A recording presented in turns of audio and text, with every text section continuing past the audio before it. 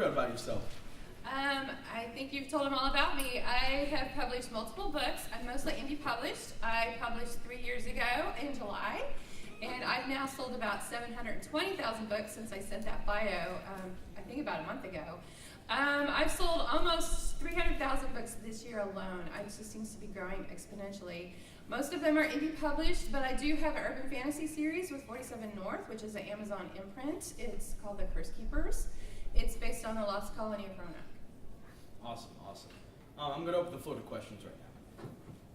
Yes? How did you get started with your interest in writing? Since I was a kid, I was an avid reader. I read all the time, and so it just kind of, when you read that much, you start getting stories in your own head. I say that I wrote fan fiction before I knew what fan fiction was.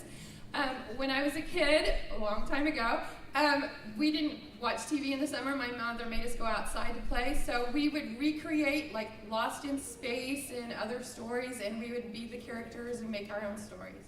So it kind of just grew from there. Yes? The Geeky Panda from the Geeky Panda blog. Being a former art student myself, and when you're writing your stories, how many times did you hit the wall? And what did you do to try to kind of overcome that? You mean by like, you just kind of get stuck with... Like the writer's block or like stuff like that? A lot of times, when I write a story, I don't like intricately plot it. I have like plot points that I know I'm going to hit. And so if I I let the characters just kind of go. So if I hit a place where I just feel like I'm not going anywhere, I realize I've probably taken the characters down a wrong path. So I'll maybe take a couple of days away from it. I watch a lot of Netflix. I go on binges. And so I'll watch like multiple episodes and try to, usually a different genre or something totally different, take my mind off of it, and then I go back to it, or something that I watched just totally incidentally will jog my memory or inspire me with something, and then I'll go back to it and figure out what's wrong. Yes? LSRMorePower.com. Is there a writer that you think is a particular influence on you, or when you try to imitate? With my paranormal stuff, probably Stephen King. I read a lot of him in high school, and so, yeah, it had an influence on me. Any other questions? Yes? When you first became a bestseller, when you finally got that news, that indication, what was your reaction? Disbelief. When my book Chosen hit #1 in fantasy on Amazon a couple years ago, and someone pointed it out to me, I had no idea. George R.R. Martin was way up there, and so I'm looking at that list going, no, that's not right. I totally didn't believe it. I thought it was a mistake. Totally disbelief. Yes? What would you recommend for people that were other aspiring writers looking to get published? What would you recommend for them? Well, first of all, a lot of people now, because the beauty of self-publishing is that it's so easy to publish your book. The curse of self-publishing is that it's so easy to publish your book. There's a lot of stuff out there that shouldn't be published, and it won't do well, but it kind of makes self-publishing. That's the thing that people harp on when they talk about how bad self-publishing is. So I think it's important to realize that it takes a lot of practice to be good at writing. The book Outlier says it takes about 10,000 hours before you're good at something, and I would say that that's true. So it takes a lot of practice. I think finding critique groups so that some people, because you need critique before you ever publish a book.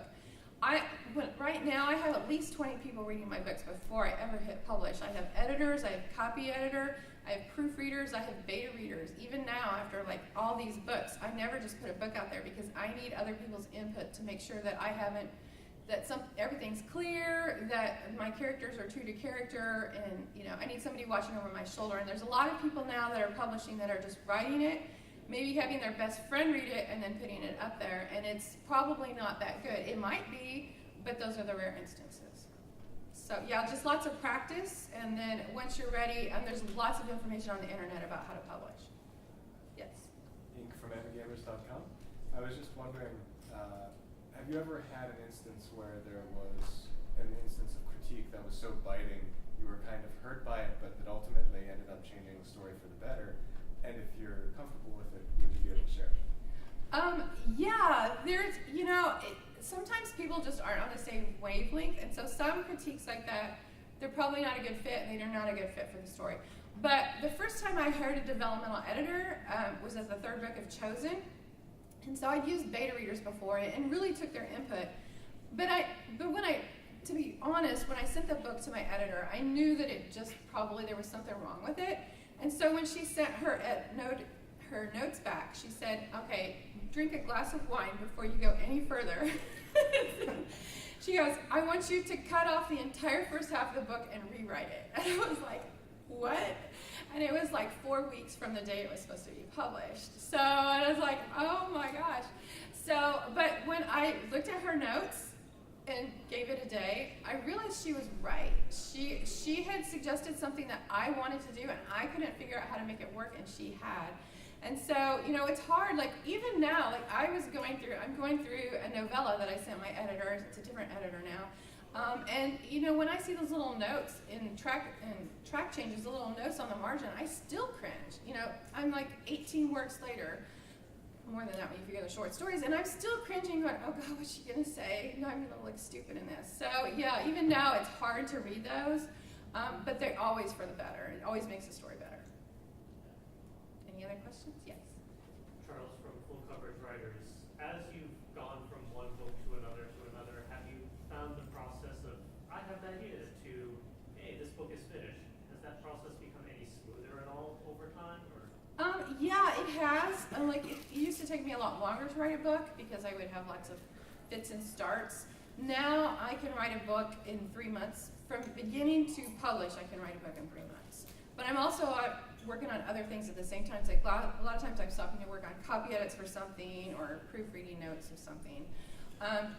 I usually give myself 4 to 5 weeks to write a first draft, and then my editor gets it for a week and then sends it back. And then depending on the story, like I write contemporary romance too, so I'll allot less time to working on the plot for that because those aren't very plot heavy.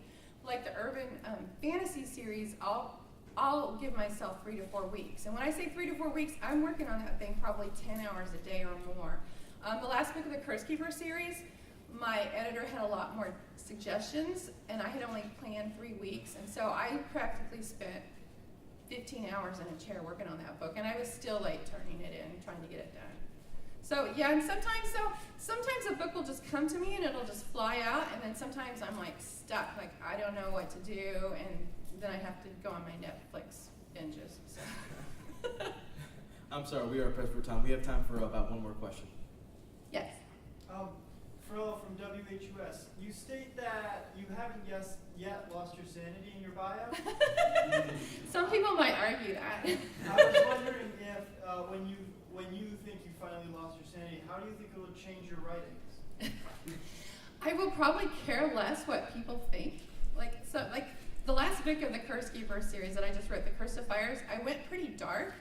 And in some places I think I probably held back a little bit because I was afraid I was going a little darker than people might question my sanity or where I was going. And so I think when I completely lose my sanity, I just won't care what people think when I do that. All right, actually, one more question. Why not? Yes. Dan Warren from GuyNation.com.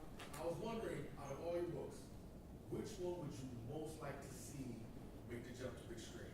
Oh, that's a hard. I actually have a movie option contract on my young adult series. On the other side, it's a sci-fi series, but they're having trouble getting funding, so I don't think that might not happen.